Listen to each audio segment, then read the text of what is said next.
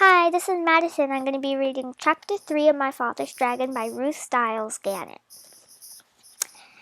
Here's the first picture.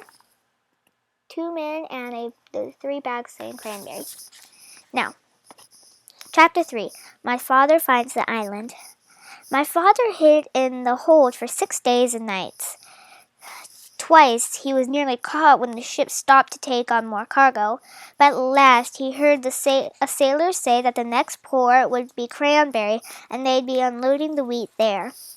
My father knew that the sailors would send him on if they caught him, so he looked in his knapsack and took out the rubber band and the empty grain bag with the label saying Cranberry.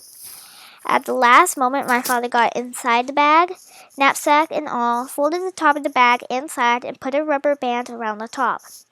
He didn't look exactly like the other bags of wheat, but it was the best he could do.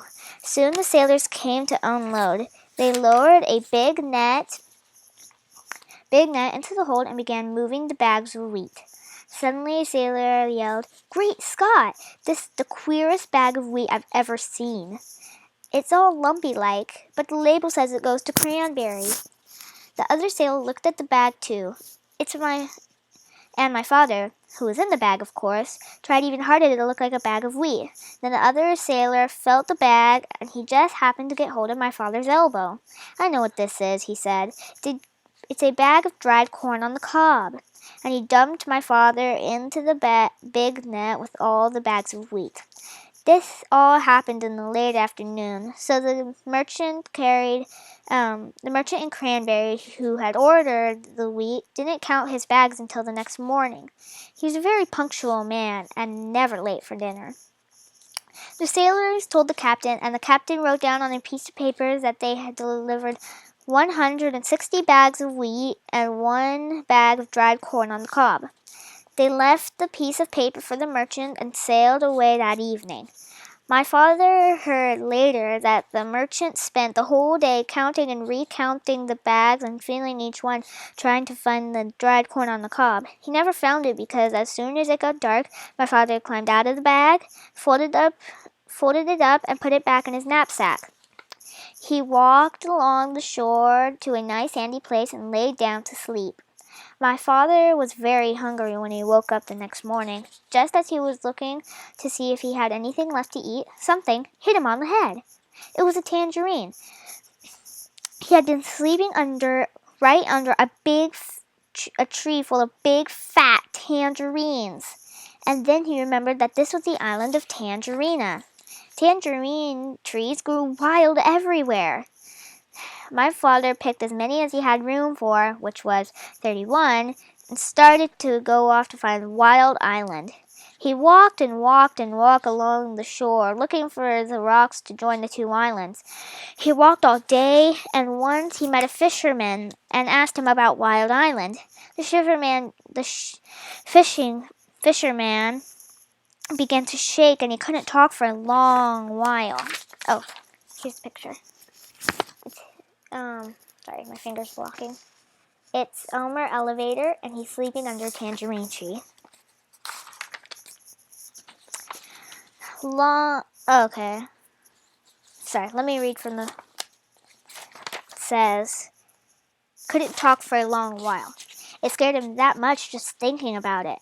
Finally, he said, "Many people have tried to explore Wild Island, but no one has come back alive. We think he's been eaten by the wild animals." This didn't bother my father. He kept walking and slept on the beach again that night. It was a beautiful, clear morning the next day, and way down the shore, Father could see a long line of rocks leading out into the ocean, and way, way out at the end, he could just see a tiny patch of green. He quickly ate 7 tangerines and started down to the beach. It was almost dark when he came to the rocks, but there, way out in the ocean, was the patch of green. He sat down and rested for a while, remembering that the cat said, "If you could go out on the island that night, because then the wild animals couldn't see you coming along the rocks, you could hide when you get there." So my father picked 7 more tangerines, put on his black rubber boots, and waited for dark. It was a very black night, and my father could hardly see the rocks ahead of him. Sometimes they were quite high, and sometimes the waves almost covered them, and they were slippery and hard to walk on. Sometimes my father had to take a running start and leap from one rock to the next.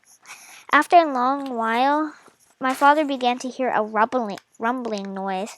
It grew louder and louder as he got nearer to the island. At last, it seemed as if he was right on top of the noise, and he was. He jumped from a rock to the back of a small whale who was fast asleep and cuddled between two rocks.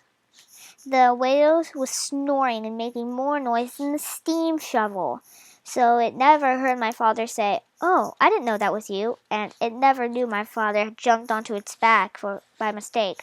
For 7 hours my father climbed and slipped and leaped from rock to rock. But while it was still dark, he finally reached the very last rock, stepped off to a wild island. Here's the picture. End of chapter 3.